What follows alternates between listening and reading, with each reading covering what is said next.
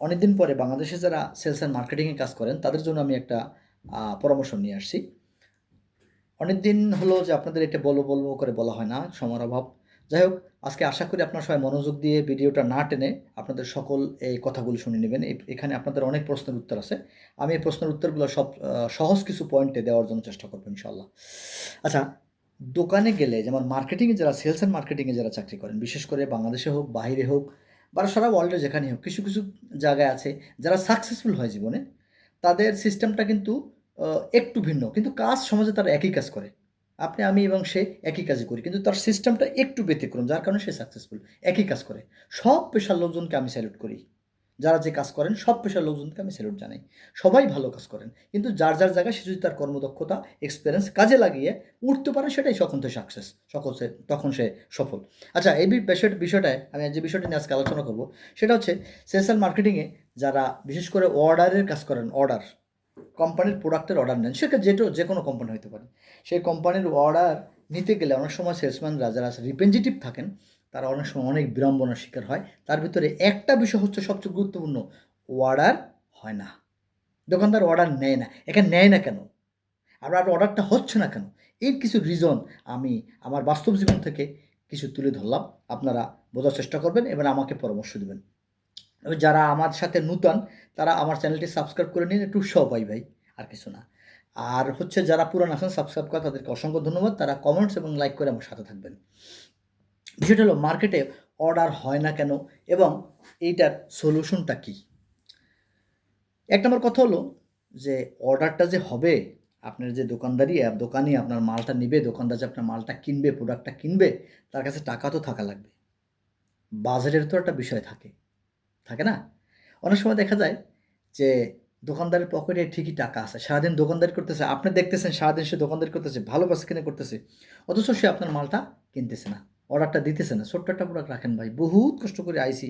অনেক দূর কষ্ট করে, অনেক টাকা খরচ করে গাড়ি ভাড়া দিয়ে আসছি। এই রৌদ্রের ভিতরে আসছি, অথবা হাঁইটে আসছি, অথবা হাঁটতে ক্লান্ত হয়ে গেছি। এটা আপনার রিজন, এটা উনার রিজন না।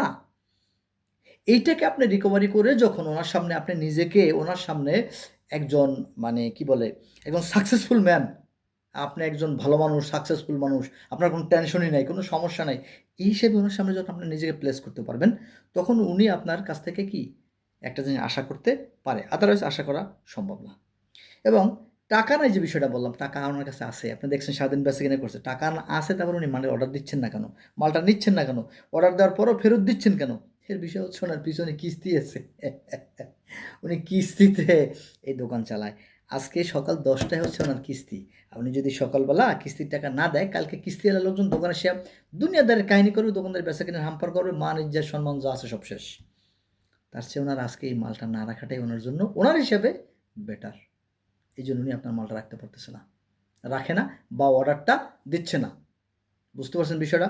১ নম্বর পয়েন্ট গেল। ২ নম্বর হচ্ছে অনেক দোকানে আছে, যেমন অনেক দোকান আছে খুবই মিশুক এবং বন্ধুসুলভ আচরণ করে। সকল কোম্পানির লোকজনদের সাথে ওনাদের সাথে সুসম্পর্ক থাকে। সেক্ষেত্রে ওনার দোকানে দেখা যায় যে কোনো কোম্পানি আ ক্রেডিট দিয়া একদম ভরে রাখছে। সে চিন্তা করে ও যাবে কোথায়? এ তো এই শহরের একজন ভালো ব্যবসায়ী। ও তার যাওয়ার কথা না। টাকা আজকে না দিক কালকে দেবে। সেক্ষেত্রে বহুত ডিস্ট্রিবিউটর আছে, বহুত ডিস্ট্রিবিউশনের লোক আছে, বহুত কোম্পানি আছে, বহুত দোকানদার আছে, যারা মনে করেন যে ও তো আর যাওয়ার কোনো ক্ষমতা রাখে না। ক্ষমতা রাখলেও এখান থেকে যাবে না, বিশ্বাস ওনার আছে। কারণ সে অনেকদিন যাবৎ দোকানদারি করতেছে, ভালো চলতেছে, কেন যাবে? তো টাকা কী হবে? টাকার বিষয়টা কী হবে? নগদ টাকা, ক্যাশ টাকা নাই হলো। প্রতিদিন কি আমি তার কাছ থেকে কালেকশন করব? সেইজন্য কী করল সে? ৫ কোম্পানি ৫ টা অর্ডার দিত। ৫ কোম্পানি ৫ ধরনের মাল দিত। এইটা এই লোক ক্যালকুলেশন করে ওই দোকানে একবারে ঢুকাই দিছে। ১ মাসের মাল, ১ সপ্তাহের মাল একবার ঢুকাই দিছে। তাইলে ওই লোকটার পেটে যদি ক্ষুধা না থাকে, আপনি কি খানার পেটে খানা খাবেন ভাই? আমাকে একটু বলেন। যার জন্য আপনার অর্ডার দিচ্ছে না। আপনার অর্ডার হচ্ছে না। আপনি ওনার কাছে মাল বেচতে পারতেছেন না। ব্যাস, হিসাব সোজা। এবং আরেকটা বিষয় থাকে। ৩ নম্বর বিষয়টা হলো যে সব কোম্পানির মাল কিন্তু সব দোকানদার বিক্রি করে না। সব কোম্পানির প্রোডাক্ট সব লোকজনের দোকানে থাকে না। আপনারা একটা জিনিস খেয়াল করবেন, থাকে না। তাইলে মার্কেটে ১০, ২০, ৫০ টা, ১০০ টা, হাজার, হাজার দোকান হতো না। তাতে এক দোকান থাকতো, এক দোকান থেকে সব পাইবে, সবাই নিয়ে যেত। না। একই কোম্পানির কাছে সব মাল থাকে না যে অন্যান্য কোম্পানির কাছে থাকে। হ্যাঁ, মেক্সিমাম মাল সমান থাকে, মিল থাকে। কিন্তু এক মাল অনেক সময় থাকে না। একই প্রোডাক্ট থাকে না। কেন ওনার এই অর্ডারটা হয় না বা অর্ডারটা দিতে পারতেছে না? এটার পিছনে একটা ভালো রিজন হচ্ছে কোম্পানির মাল ভালো না, অর্থাৎ মানের একটা ব্যাপার থাকে। যেমন বাংলাদেশের প্রেক্ষাপটে, আমি যেহেতু বাংলা জবানি কথা বলতেছি, বাংলাদেশের প্রেক্ষাপটে বাংলাদেশ আছে, ইন্ডিয়া আছে, পাকিস্তান আছে, নেপাল আছে, এই এশিয়ার যে দেশগুলো, এখানে কিছু কিছু কান্ট্রি আছে যারা প্রোডাক্টের মান একেবারেই খারাপ, যারা নকল এবং ভেজাল দিতে পারলেই মোটামুটি কায়দায় বাঁচে এবং এদের ব্যবসা বেশি লাগবে। কিন্তু এই প্রোডাক্টটার দিন শেষ ঘুরে ফিরে তার আত্মীয় স্বজন, তার ভাই বন্ধু, তার ছেলে সন্তান কেউ না কেউ খাচ্ছে, এই চিন্তা তার মাথার ভিতরে নাই। তো এই জন্য ওই লোক কী করে, স্যাকারিন দিয়া স্যাকারিন দিয়া অথবা বিষ দিয়া অথবা কালার দিয়া অথবা আপনার অ্যান্টিবায়োটিক দিয়ে যে কোনোভাবে হোক এই প্রোডাক্টটার মানটাকে কী করে খারাপ করে, খারাপ করেও প্রোডাক্ট মনে করেন কম দামে মার্কেটে ছেড়ে দেয়। যে প্রোডাক্টের দাম হয় মনে করেন যে ১ টাকা, সেখানে সে প্রোডাক্টটা মার্কেটে ছাড়লো ৮ আনায়। তাহলে এখন যারা মানে এই সম্বন্ধে না ঘাটে, না বোঝে, তারা কী করবে, কম দাম পায় এই প্রোডাক্টটা কিনে নেবে। কিন্তু যে দোকানদার বুঝবে যে না এই প্রোডাক্টের মান ভালো না, সে আপনার সাথে মাল নেবে না, তার কাছে আপনি মাল বেচতে পারবেন না, তার কাছে আপনার মাল বেচা অনেক কঠিন হবে। হ্যাঁ, তবে যারা নূতন হিসেবে মার্কেটে আসেন বা নূতন যারা কাজকাম করেন মার্কেটে, সেক্ষেত্রে আমি বলবো নূতনরা তাহলে কীভাবে উঠবেন, নূতনরা উঠতে হলে আপনাদের রিলেশন বিল্ড আপ করতে হবে। রিলেশন বিল্ড আপ করে নিজেদের ভিতরে প্রথম অবস্থায় আস্তে আস্তে আস্তে আস্তে করে ১ দোকানদার, ২ দোকানদার, ৫ দোকানদার, 5 কাস্টমার করতে করতে যখন কাস্টমার চাইবে, চাহিদা বাড়বে, তখন আপনার মালটা বাজারে অ্যাভেলেবেল হয়ে যাবে এবং মানটা বজায় রাখতে পারবেন। আপনাকে সবার আগে খেয়াল রাখতে হবে, যদি আপনার কোম্পানির মাল ভালো থাকে, প্রোডাক্টের মান ভালো থাকে, আপনি যে কোনো জায়গায় বিক্রি করতে পারবেন। আর নয়তো আপনার এই মাল বেচার জন্য দোকানদার অনীহা প্রকাশ করবে, এইটাই ঠিক দাদু, অন্য কোনো কারণ নাই। আরেকটা বিষয় থাকে অনেক সময় যে মান ভালো হোক বা না হোক, এটা অন্য একটা পয়েন্ট, মান ভালো হোক বা না হোক, দোকানদারের প্রফিট আছে এবং এসআর সাহেবের সাথে যে মালটা বিক্রি করে তার সাথে হচ্ছে এই দোকানদারের একটা গুড সম্পর্ক হয়ে গেছে। আসা যাওয়া, খাওয়া, কথাবার্তা, লেনদেন সব কিছু মিলেইয়া ওই দোকানদারের সাথে এই এসআর সাথে একটা গুড সম্পর্ক হয়েছে। এমন একটা বন্ধুসুলভ হয়ে গেছে যে যদি এসআর বলে ভাই আমার ১ কার্টন মাল রাখেন অথবা আমার ১ পিস মাল রাখেন বা আমার একটা প্রোডাক্ট রাখেন, তখন উনি এই কথাটা না বলাটা ওনার পক্ষে অনেক সময় কঠিন হয়ে যায়। তখন উনি এই মালটা কী করে, রাখে। কিন্তু যদি এই সম্পর্কটা বিল্ড আপ না হয়, এই সম্পর্কটা বিল্ড আপ না করতে পারে, তখন সে দোকানে মাল বিক্রি করা তার পক্ষে আদৌ সম্ভব না। এটা আপনিও বুঝেন, আমিও বুঝি, যে কেউ বুঝতে পারে। কারণ আপনার সে দেখে না, জানে না, চেনে না, নতুন একটা লোকের কাছ থেকে একটা প্রোডাক্ট কিনবে, কি মানে আপনি কেন? হ্যাঁ, সেক্ষেত্রে বলতে পারেন আমার কোম্পানির বিশাল সাইনবোর্ড আছে, আমি অমুক কোম্পানির স্যার, আমি তমুক কোম্পানির বিশাল ম্যানেজার। আরে ভাই, এই দোকানদার অমুক তমুক কোম্পানি তো চেনে, ঠিক আছে, কিন্তু আপনাকে তো চেনে না।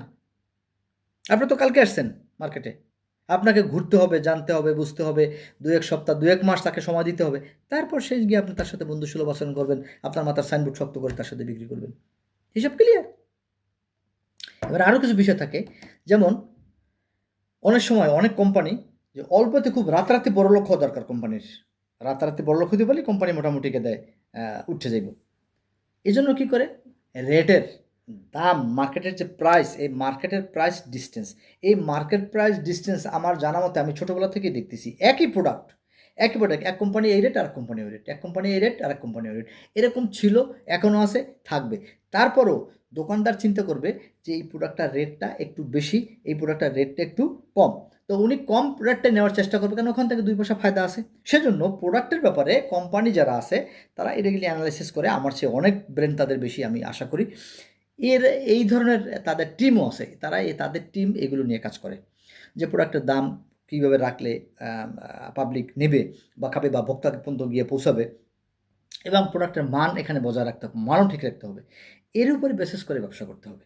তখন দেখা যাবে যে দোকানদার মনে করবে যে না, প্রোডাক্টের রেট মোটামুটি অন্যান্য কোম্পানির সাথে তো সেমই আছে, তো আমি ঠিক আছে চেষ্টা করি রাখি। আর যদি সেম না থাকে, বেশি হয় রেট, অত্যন্ত ওভার রেট হয়, তখন দোকানদার এই প্রোডাক্ট আপনার নেবে না, খাবে না, এটাই ঠিক। আপনি সেখানে অর্ডার করতে পারবেন না। আর একটা বিষয় আছে ডেলিভারি। ডেলিভারি যে আছে, ডেলিভারি যে বিষয়টা থাকে প্রোডাক্টের ব্যাপারে, আমি বলবো যতগুলো পয়েন্ট আমি উল্লেখ করছি তার চেয়ে গুরুত্ব এবং গুরুত্বপূর্ণ এই পয়েন্ট।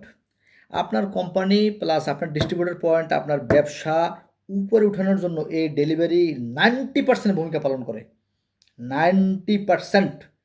কিন্তু এই যে ডেলিভারি ম্যান আপনাকে 90% না, 100% ডুবাই দেওয়ার জন্য এই ডেলিভারি ম্যানই যথেষ্ট, আর কোনো সমস্যা নেই। আমি ডেলিভারি ম্যানের ২-১টা এক্সাম্পল, উদাহরণ আপনার সম্মুখে আমি উপস্থাপন করতেছি, আপনাদের সম্মুখে। ভিডিওটা টাইম নেন, অনেক ভালো কিছু আছে ভিতরে, পাবেন। ডেলিভারি ম্যান কী করে, সকালবেলা খুব দ্রুত সকাল সকাল বের হয়ে দোকান খুলবে, যদি দোকান খোলার সাথে সাথে মালটা ডেলিভারি দিতে পারতো, তো দোকানদার সারাদিন সেল পার্টি করে হিসেব করতো, জানে প্রোডাক্টটা চলছে, সবার আগে চলে আসে দোকানে, এই প্রোডাক্টটা আমি রাখি, বিকেলে বা রাত্রে কালেকশন করলে এই মালের কালেকশন 100% চলে আসবে।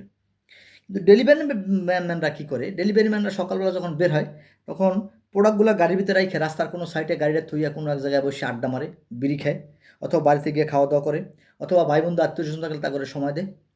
এরপরে যায় দুপুরবেলা মার্কেটে যাওয়ার পরে কী ঘটনা ঘটে, দোকানদার তো মালের জন্য সারাদিন অপেক্ষা করছে, সে মালটা সঠিক সময় পায় নাই, সঠিক সময় না পাওয়ার কারণে তার মেজাজ তো পুরো চাইতেছে, সারাদিন সারা সকাল দোকানদারি করছি, হ্যাঁ এখন তো মাল আসে না ভাই, এই প্রোডাক্ট রাখবো না, এই মালের কোম্পানির অর্ডারই দেবো না।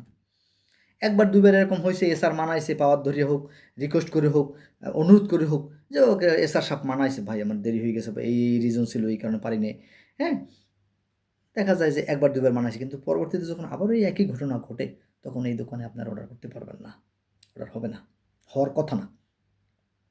কারণ আপনার ডেলিভারি ম্যান কী করছে, গিয়া 11টা বাজে বলতেছে যে এই লন আপনার মাল দিচ্ছি, আপনার টাকা দেন। অনেক কোম্পানি আছে ক্যাশ সিস্টেম, ঠিক আছে, তারাও সকালবেলা মালটা দিয়ে অন্তত কমসে কম 2-3 ঘন্টা সময় বা বিকালবেলা নেয়। কিন্তু আপনার ডেলিভারি ম্যান যদি চায় তার সাথে অ্যাডজাস্ট করে এই টাকাটা নিতে পারবে, সেখানে তার দ্বারা সম্ভব। সে বলতে পারে যে আমি এই মার্কেট থেকে যাই, এখানে আর আসবো না, আর তুই এখান থেকে ফিরবি না।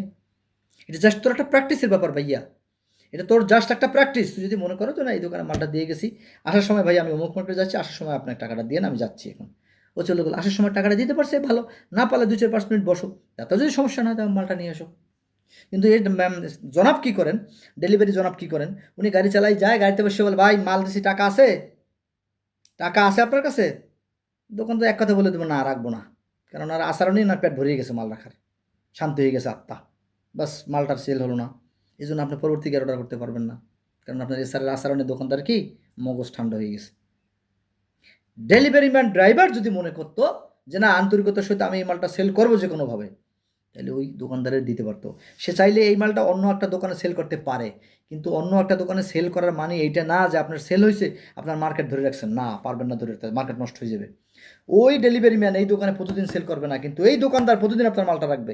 এখানে ক্ষতিটা অন্য জায়গায় বিক্রি করে টাকা দিলেও কোম্পানির ক্ষতি হয়েছে, কারণ এই এসআর যে অন্য দিন আরেকটা দোকান মাল দিতে পারবে না, যাওয়ার সাথে সাথে বলবে আপনি মাল দেন না আমার সঠিক সময়, আপনার এসআর ভালো না, আপনার কাছে অর্ডার নেব না। কী করবেন আপনি? কয়টা সমস্যার আপনি সমাধান করবেন? এই জন্য এসআর সাহেবদেরকে বলবো আমি, ভাই আপনারা ডেলিভারি ম্যানদের সাথে একটু সুসম্পর্ক রাখেন, তাদেরকে মাঝে মধ্যে একটু বিড়ি মিড়ি খান, যেহেতু বাঙালি 80% লোক বিড়ি খায়, বিড়ির এক্সাম্পলই দিলাম, আর কী খাইবেন, আর কি বলবো, মাঝে মাঝে তারা 2টা বিড়ি মিড়ি খাওয়াইয়েন, তাতে সে মনে করে আপনার সাথে একটু আন্তরিকতার সাথে কাজ করে, আপনার ডিস্ট্রিবিউটার পয়েন্ট, আপনার কোম্পানি, আপনার প্রোডাক্ট সবই ভালো থাকবে। বুঝতে পারছেন? আরেকটা বিষয় হলো, দোকান বন্ধ থাকবে। কেন বন্ধ থাকবে দোকান? আমি মাল নিতে পারবো না ভাই, আমার আজকে অর্ডার করতে পারবো, দোকান বন্ধ। কেন বন্ধ থাকবে? আরে ভাই 12 মাস কি একটা লোক 12 মাস দোকানদারি করতে পারে নাকি? তার একটা নিজস্ব ব্যক্তি জীবন আছে না, রিক্রিয়েশন আছে না, তার হয়তো বা শ্বশুরবাড়ির দাওয়াত পড়ছে, বা কোনো বিয়ে অনুষ্ঠান পড়ছে, অথবা কোনো কী বলে কোনো ব্যক্তি মারা গেছে, অথবা কোনো আত্মীয় স্বজন বাড়ি বেড়াতে গেছে, তার দোকানদার যদি এই ধরনের সিচুয়েশনের মোকাবিলা করতে পারে না সব, তারপরেও তো নিজস্ব একটা ব্যক্তি জীবন থাকে। যেমন দেখা যায় যে সে 2 দিনের জন্য অন্য কোনো জেলায় বেড়াইতে গেছে, অথবা শ্বশুরবাড়ি গেছে, অথবা কোথাও দোকানের এরিয়া থেকে 4 দিন 5 দিন নাই, চলে গেছে। তো সেক্ষেত্রে আপনি গেলেন বা দোকানদার অর্ডার দিতে পারতেছি না, অর্ডার হয় না, না রে ভাই না না না ওরা উনি বাইরে গেছে। আজকে মনে করেন আপনি দোকানে গেছেন, অর্ডার হচ্ছে না, কারণ উনি আগামীকালকে দোকান বন্ধ, উনি জানে যে আগামীকালকে উনি চলে যাবে, তাহলে আপনার মালটা উনি রাখবে না। তখন তার সাথে খোঁজ খবর নিয়ে জানবেন কখন সে আসবে, হ্যাঁ কখন আবার আপডেট করতে পারবেন তাকে, সেই অনুযায়ী আপনি তাকে আপডেট করে নেবেন। এছাড়া আর কোনো উপায় এখানে আর নাই, কারণ সে দোকানেই থাকবে না ভাই, তার দোকানটা বন্ধ থাকবে, আপনি কীভাবে তার প্রোডাক্টটা দিবেন? লাভ নাই তো, প্রোডাক্ট নষ্ট হয়ে যাবে, যদি আপনার এরকম কাঁচা প্রোডাক্ট হয় তো নষ্ট হয়ে যাবে, আর পাকা প্রোডাক্ট হলে সে তো আসার পরে নেবে, সমস্যা কী, যায় কোথায়? এইরকম একটা ভারী প্রোডাক্ট, হালকা প্রোডাক্ট, আপনার র ম্যাটেরিয়ালস, আবার যেগুলা ফুড প্রোডাক্ট ছাড়া, এরকম অনেক বিষয় থাকে যেগুলো আপনারা যারা সেলসম্যান আছেন, এসআর ভাইরা আছেন, তারা এগুলো খুব ভালো বোঝেন, কোনো সমস্যা হয় না, কখন কাকে কীভাবে দিতে হবে। তবে অর্ডার না হওয়ার পিছনে কারণ হচ্ছে তার সাথে সুসম্পর্ক রাখেন এবং তার সমস্যাগুলো জানতে চান, কী সমস্যার কারণে সে মালটা নিচ্ছে না, তার যদি অরিজিনাল সমস্যা বের করতে পারেন, আপনি সেই অনুযায়ী তাকে গাইডলাইন্স করেন, সেই অনুযায়ী তার সাথে কথা বলেন, দেখবেন একসময় সে আপনার প্রোডাক্ট নিতে বাধ্য, নিয়ে ফেলবে। আচ্ছা, তারপর হচ্ছে সর্বশেষ যে কথাটা বলতে চাচ্ছি আমি, হ্যাঁ অনেক সময় দোকানদার চিন্তা করে দোকানদারের প্রফিটের, দোকানদারি কেন করে একটা লোক? প্রফিট করার জন্য। এখন সেখানে আপনি এসআর সাহেব যদি মনে করেন যে আপনি এখানে 5টা মাল নিছে, একটা মাল ফ্রি আছে অথবা একটা মালের রেট কনসেশন করে দেওয়া সম্ভব, এটা দোকানদার জানে না, এটা আমি নিজে খাইয়ে ফেলাম, তখন আপনি এই দোকান অর্ডার করতে পারবেন না। এই খাওয়ার চিন্তা মাথা থেকে ফেলা দিতে হবে। আপনি কোম্পানি থেকে যা পাইছেন সেটা আপনার হক না। আপনি যেটা পাইছেন সেটা আপনার হক, যেটা আপনার জন্য। যেমন হচ্ছে আপনার ইনসেন্টিভ আছে, প্রফিট বোনাস আছে, তারপরে সেলস কমিশন আছে, এটা আপনার। এগুলো আপনার, এগুলো নিয়ে দোকানদারের মাথা ব্যথা নেই। কিন্তু যখন দোকানদারকে স্যাম্পল দেওয়ার জন্য কথা বলা হয় যে আপনি 5টা মাল নিলেন, ওনারে এই মালটা স্যাম্পল হিসেবে ফ্রি দিয়েন, তখন এই মালটা আপনি খাইয়ে লাইছেন বা কারো বন্ধু বান্ধব দিয়েছেন বা আত্মীয় স্বজন দিয়েছেন, সানমনি এই কামটা করলে কিন্তু আপনি মাইর খেয়ে যাবেন জায়গা মতো। আর এই যে দোকানদারের এই প্রোডাক্ট যদি আপনি তাকে দেন, তাহলে আমি এই দোকানে সারা জীবন আপনি সেল করতে পারবেন, সারা জীবন এই দোকানদারের বেচে আপনি খাইতে পারবেন। কথা বুঝতে পারছেন? আর যদি এগুলো না দেন, প্রোডাক্ট কী হয়, প্রফিট কম হয়, তখন দোকানদার কিন্তু আপনার এই প্রোডাক্ট আর রাখবে না, আপনার সাথে ব্যবসা করার সে চিন্তাও করবে না। হ্যাঁ, আপনার বিষয়টা হচ্ছে যে আপনার প্রোডাক্টটি সবার সাথে মান অ্যাডজাস্ট করা আছে, যে আপনার কোম্পানির প্রোডাক্ট রেট মান সবই সব কোম্পানির সাথে অ্যাডজাস্ট। তারপর দোকানদার মোড়াই দিতে রাখতেছে না, আপনি সেখান থেকে তার একটা প্রফিট ধরাই দিতে হবে। কোম্পানির থেকে কিনে পারেন, ডিস্ট্রিবিউটর থেকে কিনে পারেন, ম্যানেজারের কাছ থেকে কিনে পারেন, সেখানে সামান্য একটা কমিশন তাকে দিলে সে খুশি হয়ে আপনার এই মালটা নেবে, তখন সে আপনার মালটা বিক্রি করতে পারেন। যদি মনে করেন না আমি এই কোম্পানির সামান এনে দেবো, খবরদার যেতে পারবো না, হবে না, সেল হবে না, সেল হবে না, সেল হবে না। সেলসের অনেকগুলো বিষয় থাকে যেগুলো আপনি বাস্তব জীবনে কাজ করতে গিয়ে এগুলো অনুধাবন করেন, বুঝতে পারেন যে আসলে সেলস অ্যান্ড মার্কেটিং জিনিসটা কী, এবং সেলস করতে হলে আপনাকে কী করতে হবে, কী ধরনের সম্পর্ক বিল্ড আপ করতে হবে। সম্পর্কটা একটা মারাত্মক বিষয়। এই সম্পর্কটা বিল্ড আপ করতে পারলে আপনি এই সমস্ত দোকানগুলো অর্ডার করতে পারবেন। আর যদি আপনার সাথে সম্পর্ক বিল্ড আপ না হয়, সেক্ষেত্রে আপনার এইগুলি প্রোডাক্ট সেল না হওয়া, অর্ডার না হওয়া সম্ভাবনাই বেশি থাকে। এবং আরেকটা বিষয় থাকে, অনেক সময় দেখা যায় যে সেলসম্যান যে গেছে তার চেয়ে ওই দোকানদারের সাথে ম্যানেজার কিংবা এসআর, টিএসএম, জিএসএম, আরএসএম তাদের সাথে সম্পর্ক ভালো, তখন আপনাকে মূল্য কম দিবে। এটা হচ্ছে একটা সায়েন্টিফিক কথা, এটা একদম সত্য কথা। যখন আপনি এসআর যাবেন, এসআর সাথে এসআরের চেয়ে যখন, অর্থাৎ একটা কথা আছে না গ্রাম্য ভাষায়, দার চেয়ে যখন হামি বড় হয়, হামি বুঝলেন, হামি বরিশালী ভাষায় কইছি তো, ওই জন্য হামি বুঝবা না, মনে বুঝবাটা কি, ওই যে দায়ের সাথে দাও আসার ভিতরে ঢুকানো যে গোল করে লোহার একটা বেদুয়ের মতো থাকে, এটার নাম হামি। দার চাইয়া যদি দায়ের হামি বড় হয়, তাহলে ওই হামির সাথে দায়ের সাথে অ্যাডজাস্ট হয় না। কথা বুঝতে পারছেন? যদি সম্পর্ক আপনার চেয়ে আপনার ম্যানেজারের সাথে ভালো হয়, তখন ওই দোকান অর্ডার করতে আপনার কষ্ট হবে মেয়া, বুঝছেন? কিন্তু ম্যানেজারের সাথে যান, তার সাথে গিয়ে অর্ডারটা নিয়ে আসেন, এছাড়া কষ্ট হবে। তো ঠিক আছে, পরিশেষে আসলে আপনাদের মঙ্গল কামনা করে, আপনাদের সুস্বাস্থ্য কামনা করে, মার্কেটিং দীর্ঘজীবী হোক। অনেক পরিশ্রমের একটা কাজ, রোদ্রে বৃষ্টিতে এরা আসলে অনেক কিছু করে। মার্কেটিংয়ের লোকজনদের প্রতি, সকলের প্রতি আমার ভালোবাসা, শুভেচ্ছা রেখে আজকের মতো বিদায় নিলাম। আল্লাহ হাফেজ। তবে আমার চ্যানেলটা আপনারা সাবস্ক্রাইব করে দিবেন আশা করি, যারা এখনও সাবস্ক্রাইব করেন নাই। আসসালামু আলাইকুম রহমতুল্লাহ। বিদেশ কিংবা বাংলাদেশ, এই প্রত্যেকটা কান্ট্রিতেই প্রত্যেকটা শ্রমের মূল্য আছে। আর এখানে শ্রম কিছু ক্লাসিফিকেশন আছে, শ্রমের কিছু ক্লাস আছে। শ্রমিক ক্লাসটা কীরকম হয়? যেমন বাংলাদেশের মানুষ হাড় ভাঙ্গা পরিশ্রম করে, যে ধরনের পরিশ্রম করে বাংলাদেশের মানুষগুলো পয়সা ইনকাম করে, বহির্বিশ্বে বা অন্যান্য কান্ট্রিতে আমাদের কাছে মনে হয় এটা মনে হয় খুবই ভালো এবং উজি না। বাংলাদেশের বাইরে যারা কাজ করে এরা অনেক পরিশ্রম করে, এরা অনেক পরিশ্রমী। বাংলাদেশে বিশেষ করে যারা মার্কেটিং অ্যান্ড সেলসে কাজ করেন, আমি তাদের উদ্দেশ্যে একটা কথা বলবো আজকে।